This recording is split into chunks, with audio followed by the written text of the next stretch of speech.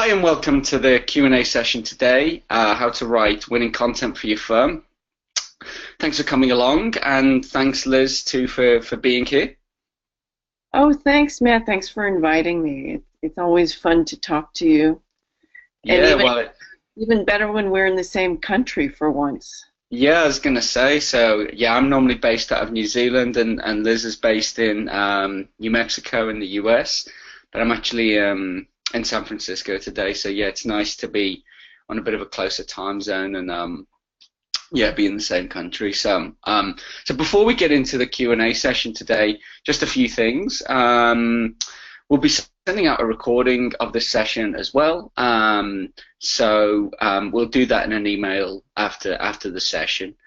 And if you've got any questions for Liz, please do send those in using the question panel. And also if you're having any technical difficulties, just give us a shout there and we'll try and get you sorted out as well.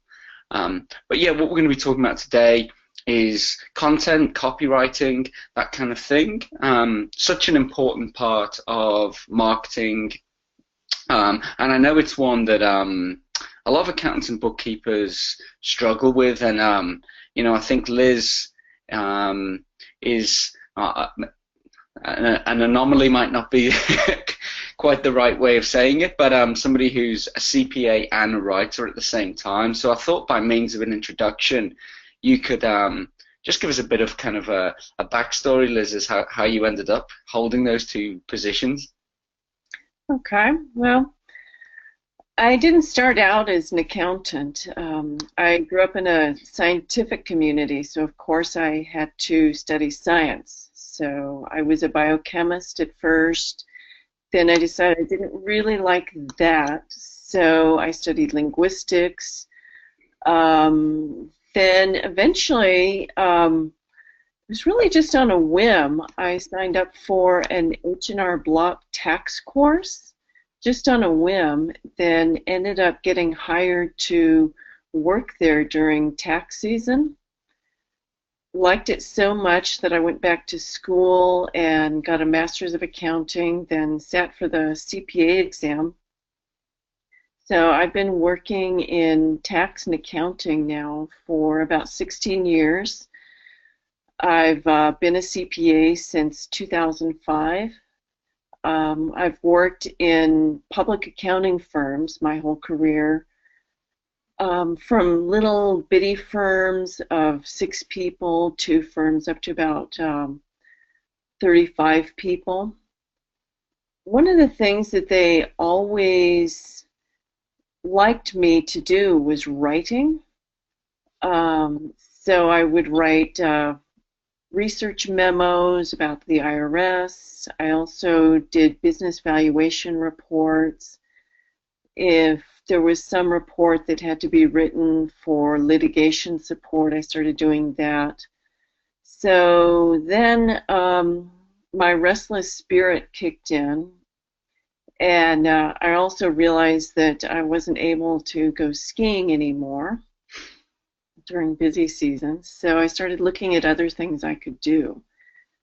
Writing kind of jumped out at me, and so I started writing about 2 years ago. Bizink was one of my first clients, actually. And I've been writing blog posts, newsletters, web content, and now articles for some of the trade journals for accountants. So it's a lot of fun. Yeah, cool. So I guess you know, one of the first things I was going to ask you about is you know, a question we get asked a lot, which is, you know, what should accountants and bookkeepers write about? You know, where do you get your ideas of content and topics to write about from? I get a lot of ideas from news stories or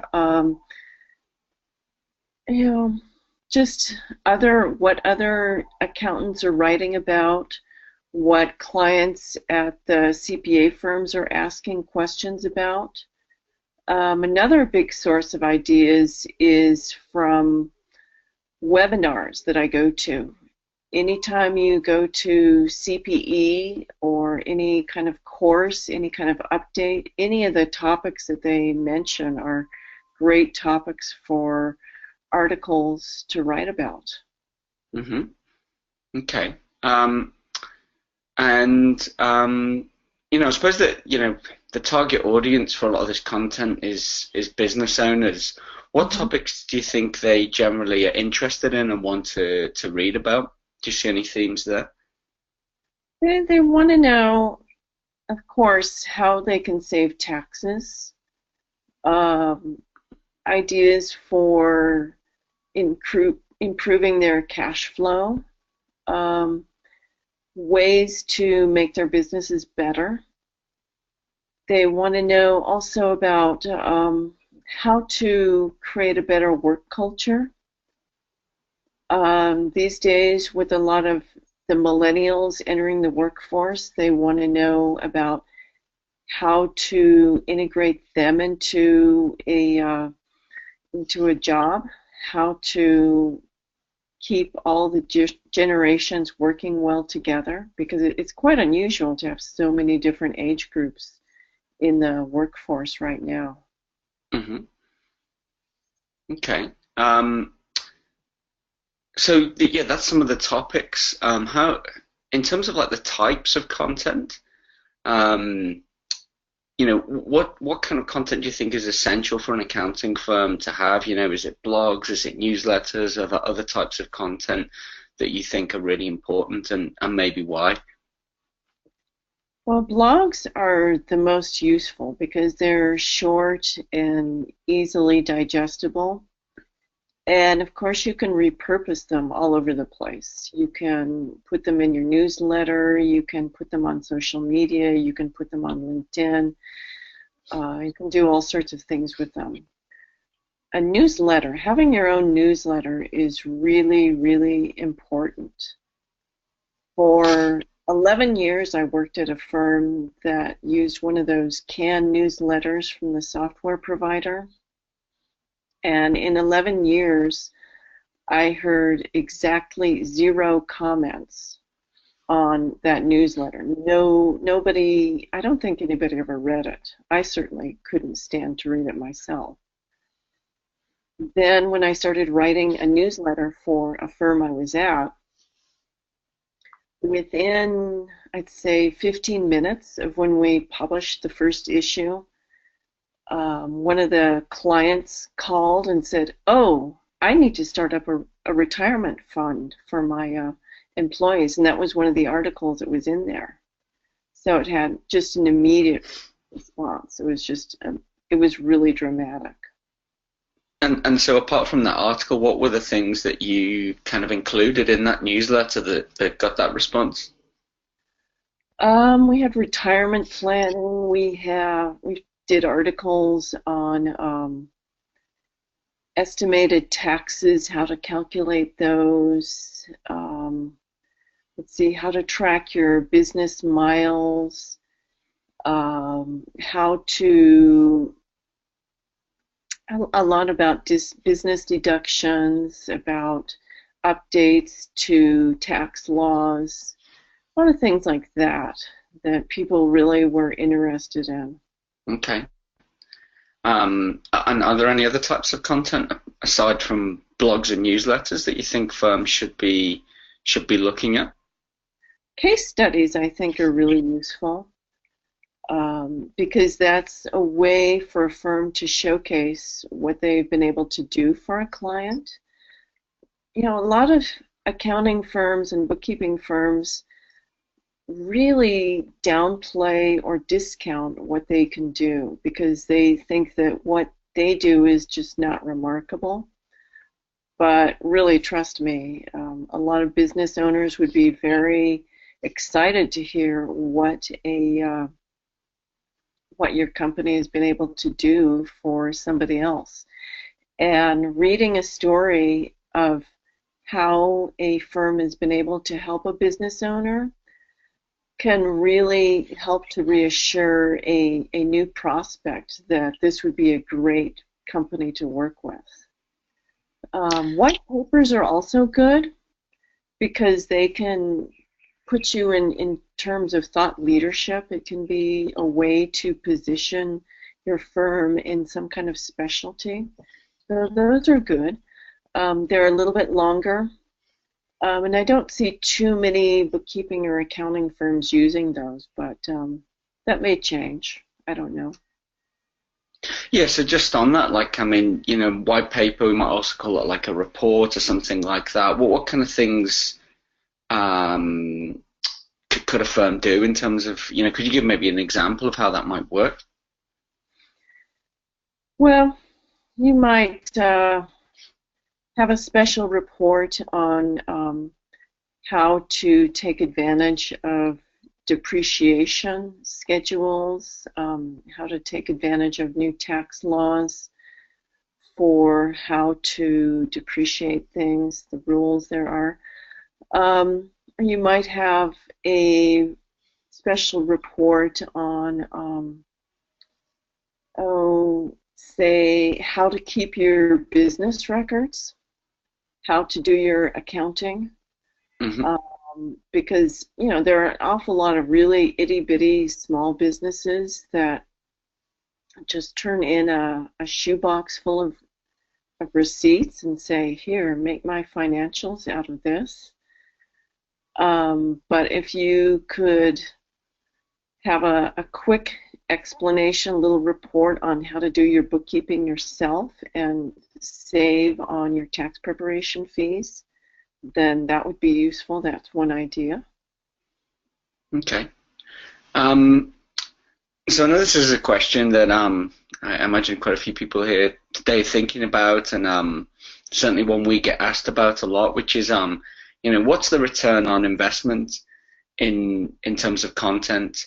You know, I mean, I think a lot of people will see the blogs and newsletters and things like that are valuable, but can we kind of quantify that into, you know, spend this amount of time doing content and get a return in terms of new business? That's a hard thing to quantify. The best thing that content does is it really positions your firm as friendly experts. And the biggest advantage, I think, is really in terms of search engine results. That's really the most quantifiable.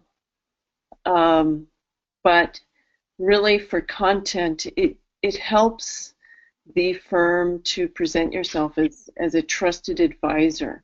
It can also save yourself time and effort if you write some posts about questions that you get asked all the time, like how do you calculate estimated taxes and how do you pay them? If you have a post about that, then you can just send people a link to that, and then you don't have to answer the same question over and over and over. Mm-hmm. And it also means that anytime anybody calls your firm with that question, then they'll get a consistent answer. It won't matter if they talk to the junior staff person or the partner or the front office receptionist. They'll get the same answer. So that really helps. We'll maybe come back to the search engine side of things in a minute, because I know that's quite a hot topic. I mean, what I would add to that is, in terms of return on investment, when marketing was more simplified, when you do things like booking an advert in a magazine, you know, and you could track the kind of orders that came from that, calculating return on investment or ROI was much easier. Marketing is much more complex in a way now. There's so many different platforms, social media, email, you know, offline, online. There's so many different things that we do. It becomes a lot harder to quantify exactly where, you know, leads are coming from and all of that. So I think that's the first thing. It's quite hard, particularly with content, to nail that down. But I think the other thing is that you know, there's lots of things in a business that don't have an ROI. For example, customer service. You know, it's very hard to say there's an ROI on having good customer service, yet that's actually what makes or breaks pretty much every business in the world. So I think it's not like you shouldn't look at what you're spending on marketing and then not work that back. But it's perhaps a simplistic thing to say, if you do this blog, it's going to result in that amount of business. So it's quite hard with content, but I think the value of it is there to be seen. Touching on search engine optimization or SEO, then content plays an important role in that. Would you mind explaining a little bit more about that? Well, for years, people have been out trying to figure out what Google wants in search engine results, and a lot of people have been able to reverse engineer what Google wants. So there have been a lot of tricks and gimmickry that have been used. But every few years, Google revamps all of their algorithms and then changes it to an overriding desire to help users get answers to the questions that they have. The emphasis is now on useful content. So if you try to game the system in any way, then Google will penalize you. So the surest way to rise in the search engine rankings now is just by showing that you're a good source of useful information. That means having articles, having content on your website that answers questions that people have, that contain keywords that people are looking for, and simply just updating your website, adding fresh content on a regular basis. That really is key. And if you just do that, if you just focus on trying to be helpful and provide useful information, then you don't really have to worry about the latest Google update and whether you're going to be penalized in that one. Yeah, and I think the other thing that you mentioned in terms of repurposing content, so what that phrase means, if anyone hasn't heard that before, is like taking a piece of content, like say a blog post, and then reusing that in other places. So perhaps you would post it on LinkedIn, for example, and could link back to your site. You might post it, on Facebook. So, using a piece of content in different ways. Now, one of the things that Google takes into account when they're ranking websites is the number of links back to a website, and particularly the amount of social interest. So definitely with content, not just on your own site, but also creating content in different places. That's a really important factor in search engine optimization. Mm-hmm. Yeah, and really the emphasis should just be on providing useful information, just being friendly and generous with your expertise. No, absolutely.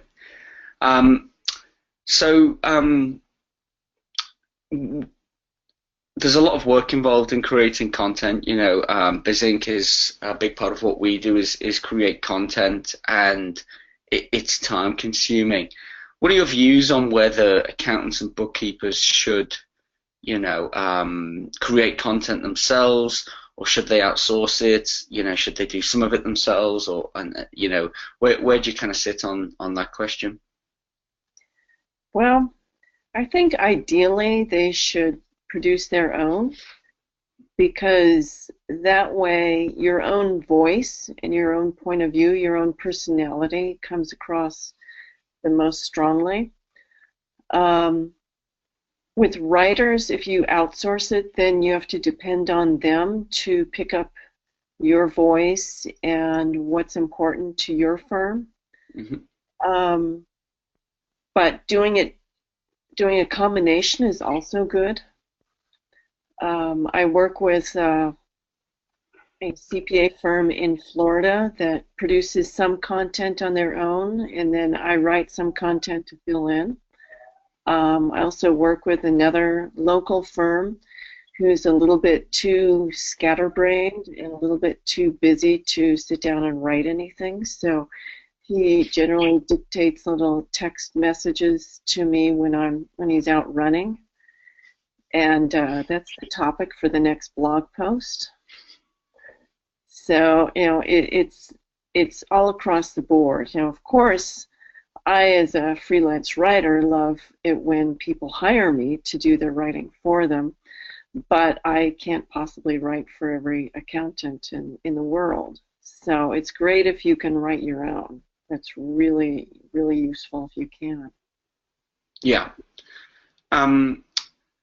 So one of the things you've talked about there is finding a voice. Do you think there's a particular style that people should adopt? Because I see a lot of people in business writing what I would call like an essay style of writing, because that's how they learn writing, in school, in college, and it's this kind of almost like 19th century style, quite stiff. No one speaks like that. No one no one would really communicate like that. Yeah, that seems to be almost like the default language of business. What style would you suggest people adopt in their, not just kind of creating things like blogs and newsletters, but even day-to-day email writing? I would try to be conversational in it. A key to being more conversational in your writing is to try to write to just one person, not to a mass of readers, but to pick out a persona, to create a persona in your mind of your ideal client, your ideal reader. And if you can even find an image on the internet of someone who looks like that, and then put it by your computer with a little description of who they are. This is Josephine, and she's a third-generation owner of a tool and die manufacturing plant. She's middle-aged. She's got kids in college, and so she wants to make sure that she's earning a good living, and able to put some money towards her own retirement. Those are the things that she worries about. And so if you have that in mind as you're writing, instead of trying to write to all the small business owners in your community, then that really helps. Yeah. And a lot of accountants write in this kind of IRS style language, which is incredibly formal and really, really hard to understand. Yeah. Now, your clients and your prospects won't be terribly impressed with you if you just try to impress them with how smart you are, but they'll be more impressed with you if you can explain something really complicated to them in language that they understand. So you want to try to write at the most about a 9th grade level. You want to use very simple language, short words if you can, short sentences, short paragraphs, and just dispense with a lot of the formalities. I think, I would completely agree with all of that. And one thing that I read this year, when we talk about writing for a 9th grade level, or that, you read that's the comprehension level of people reading online. That doesn't mean that they can't read at a higher level than that. But the thing that I read, which I thought was really interesting and very true, was it's the amount of attention those people are giving to what you've written, in that we're full of distractions all the time now. We've got like social media going off here, we've got Skype going off. So the amount of attention people are going to give to your content, it's not that they can't read at a higher level, it's more that that they're just skimming. And so the more simple that you can make your content, That's, usually the best. I mean, obviously, you can't be too simplistic with it, but kind of as simple as it can be and still convey the full meaning. I think that's, certainly what I would be aiming at. Mm-hmm. Yeah, and it's really a complete misunderstanding that you can't express complex ideas using simple language, because after all, Hemingway and Steinbeck wrote at very low levels. But there's some very complicated ideas in their novels. Yeah, absolutely. I couldn't agree more with that. And I think if you read a lot of the great writers, the language is not complex. I think poor writers write for themselves, really good writers write for the reader. And that most people aren't impressed by big words or fancy language. It's conveying the meaning that's important. Mm-hmm. One final point I would say that I find really helpful, particularly when writing, for example, an email or something like a newsletter, is to read back what I've written, and it should sound like something that I would actually say. And so words I hate is things like therefore or however, because I would never say that. You don't say those things in conversational speech. I mean, they sometimes have a place in more formal writing, but in an email, I think remove that language and actually put in words that you would use in spoken English, and so reading it back to yourself out loud has to be out loud. You will really surface that kind of that correct conversational style. Mm-hmm. Yeah, that's a key tip that a lot of the expert writers have, that you print it out if you can and then read it aloud on paper. If you find that you have to take a breath in the middle of a sentence, that's a good sign that that sentence is too long. Yeah. Or if you find yourself stumbling over some words or some phrase, then that's another good sign that you need to rephrase that.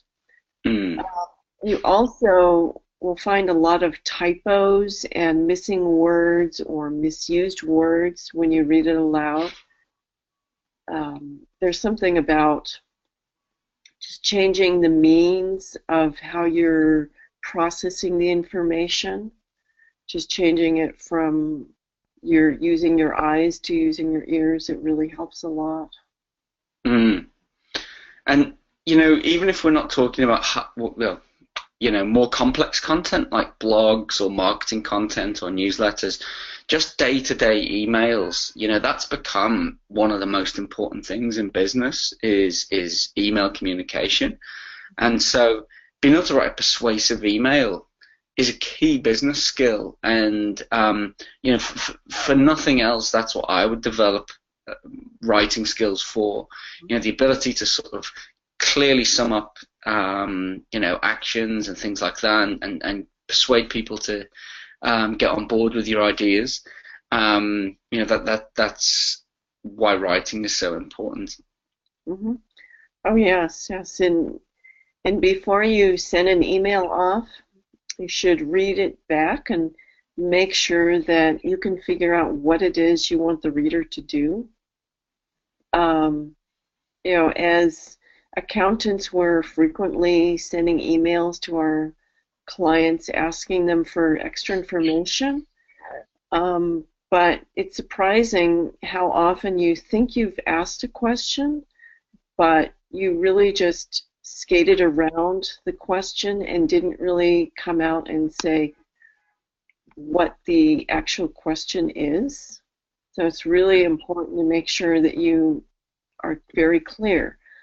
What did you spend on this during this last year? What did you spend on meals and entertainment? Or this check that was written on March 3rd for $203, what was that for? You've got to be very clear. Well, people always appreciate you getting to the point, right? Business owners particularly are super busy, and they don't want to, you know, so you can fill emails with a lot of redundant kind of flowery stuff like how are you, blah blah blah, and people just want to often just have the information conveyed to them, and you know that's all they want, you know, move on. It's yeah, so I think that's important to be concise as well. Mm-hmm. Mm-hmm. Final point on style, which just occurred to me, and if you've got any more questions for Liz, please use the questions panel to send those in, and I'll ask them on your behalf. So, you know, you get some people who are kind of real sticklers over grammar. You know, what do you think about things like, especially in email and kind of, you know, social media communications and things like that? You know, we've got different ways of communicating there where, you know, grammar, you might break some of those rules. You might use things like bullet points, even like emojis now are coming in. You know, I'll often start sentences with and I've had people in, you know, say, oh, no, you can't do that. Well, you know, you can. There's no rule around it, but you know, it's not sort of like accepted, you know, high style to start a sentence with a conjunction, things like that. What's your kind of take on that, like grammar versus just getting the message across? Well, you should get the message across. It should be clear. It should be reasonably grammatically correct. I mean, the nouns and the verbs should agree. It's pretty easy in English. It's much harder in other languages. But all the rules about don't start a sentence with a preposition or a question, you know, that can go out the window. Bullet points are really good, just short little snippets that just have the gist of what you want to convey. Those are all good. Because people are very busy these days. They don't have the time to read anything. And really, when anybody reads something, what they want is what's in it for me.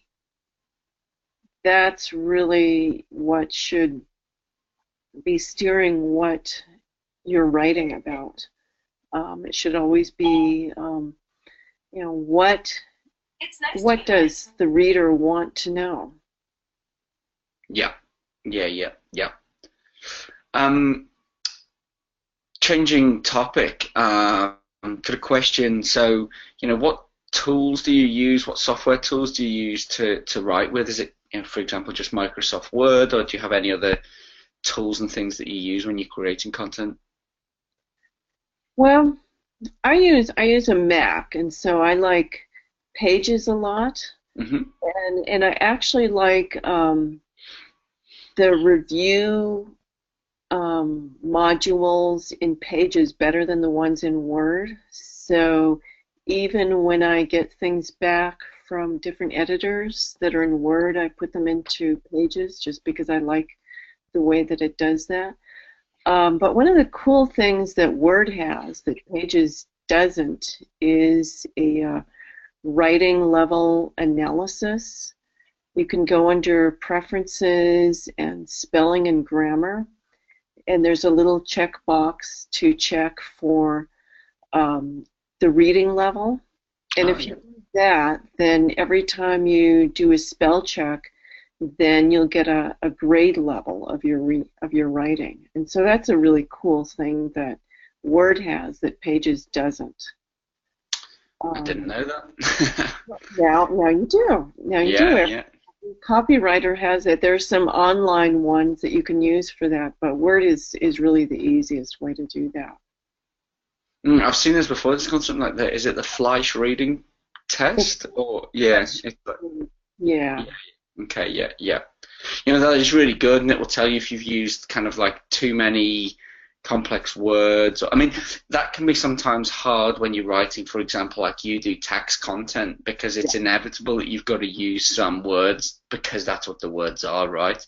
But you know, certainly for writing like a blog post on cash flow or something, that you know that you could keep that pretty simple without using too many technical terms. Mm-hmm. Okay, interesting. And what about things just like a pen and paper? Do you still use that? I know I do. Oh yeah, yeah. I Right use next to me. yeah, yeah. When I start a new blog post, I just get out pen and paper, and sometimes I start just by writing out the research, and then I'll do a mind map where I just write the central idea in the middle, and then little rays out from that with all the ideas that I want to cover. Mm-hmm. And kind of getting back to that, something that is really difficult to keep in mind when you start writing content is that your first piece of content doesn't need to have everything that you ever want to tell everyone in the world about. That it's really the most powerful if you can just find one big idea to write about, one central thing to write about, and just focus on that, keep coming back to that. So, if you write a paragraph that's really eloquent but doesn't have anything to do with that topic, well, then you cut that out. As Stephen King says, don't be afraid to kill your darlings. Yeah. And his so book on writing's really good, actually. I can't remember what it's called. It's called On Writing. Yeah. Yeah, that is an excellent book. Yeah. So what I do sometimes when I'm writing an article or something, I'll create another document called Darlings, and I'll just cut and paste everything that I think that is really eloquent into that, and it's there, it's saved, but I rarely use it. So it's not gone, but in case I should ever need it, it's there. And then I don't feel quite so, it doesn't feel quite so final. Yeah, no, and keeping like a notebook of ideas and things like that. I mean, one thing I do with marketing copy is have something which is called a swipe file. So there's a phrase is that good artists borrow, great artists steal, and attributed to various people. But in writing, there's nothing you can do that's original, and certainly as kind of the level of writers that probably we're aspiring to be, rather than the Hemingways or of the world. We're not creating the next great American novel or whatever. Borrow things that you see, repurpose them. Probably the person you're borrowing or stealing it from stole it from somebody else. And I find that really useful in terms of, keeping some ideas. Sometimes you're writing about something else, you go off on a tangent, you have to cut that out, but you can come back to that and use that again. Oh, yeah. Yeah, absolutely. Yeah, I have notebooks of ideas and file folders, and I also use Evernote and Pocket as ways to save ideas, save content, save inspiration for new ideas. And sometimes even just one bullet point in somebody else's essay can turn into an entire article of your own.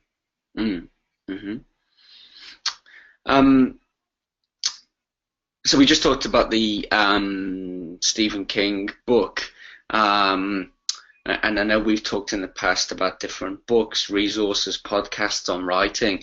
Which would be maybe a few highlights that you would mention there that people could look at to get help and inspiration with their writing? Well, a really good free source is Copyblogger. They have a huge library of free articles. It's really a curriculum on content writing, and it's all free. So that's really useful. Other books that are good to use, Anne Hanley, who I just saw speak at a conference, is great on content. She has a book called Everybody Writes, another one called Content Rules, and those are really good down-to-earth books. Pamela Wilson has a book called Master Content Writing. She is one of the writers for Copy Blogger, so she really honed her craft there. And she has a step-by-step process for writing blog posts that I've adopted. It's really quite useful. It breaks it down into several pieces that you do over a period of days so that you're not suddenly hit with, oh my God, I have to write a blog post today and it has to go to press today. But if you can calendar it out, set it up a few days beforehand, then it's not quite such a formidable task. Mm-hmm. Dan Kennedy is also really useful for learning about creative ways to market. He's one of the most highly paid consultants and copywriters around. I think a day with him starts at $20,000. But he's written a lot of books. He has a whole series of no BS marketing on blank books that are really good. There's no BS trust-based marketing, which is really appropriate for what accountants and bookkeepers are trying to do. He's also got one on marketing to the affluent, which is what many of us want to do, because the affluent are the ones who have the money to spend with us, after all. And one of the great copywriting standards, the Halbert family, Bond Halbert has a book that is just on editing copy. It's a pretty, it's a slim volume, but it has a really nice process for fine-tuning your content and making it much more readable, much easier to read, and much better. Okay, great. Oh. We'll in the follow-up email where we'll send the recording, we'll get the links to some of those places and send those out as well. Mm-hmm. So before I go on to the final question, there's a lot of people are going to be thinking, okay, well, that's given me a lot of ideas to create content. Probably quite a few think that's great, but I'd still like someone to do it for me. So what we'll be doing after the session, we'll send out an email which will have details on how you could work with Liz to create content for your firm. So we'll send out some links to that. But one of the things I just wanted to touch on finally, Liz, was you've written for organizations like Intuit, American Institute of CPAs, and AccountingWEB.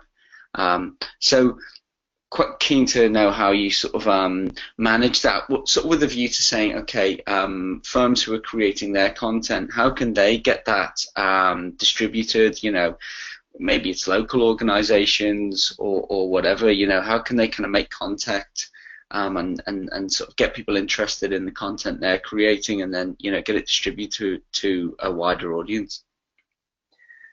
Well, you know, a lot of these organizations that I write for, the way I got their attention was basically just raising my hand and saying, I'm a CPA and I write. Do you want me to write for you? Because many of them are really looking for accountants who can write. They really are starved for that. The American Institute of CPAs is always looking for CPAs who can write. And there are many opportunities for that. If you want to reach your local audience, you know, there are a lot of, you know, your state society probably puts out a newsletter, and I know that they're always looking for content. Some state societies have actual magazines. Some just send out little email newsletters. Depends on the resources they have. You can also contact your Chamber of Commerce and see if they have a newsletter that they send out. And there are a lot of resources out there, a lot of places that are looking for advice and business knowledge from accountants. Mm-hmm. So, just raise your hand and say, "Hi, I'm an accountant. I can write." That's basically how I got that work.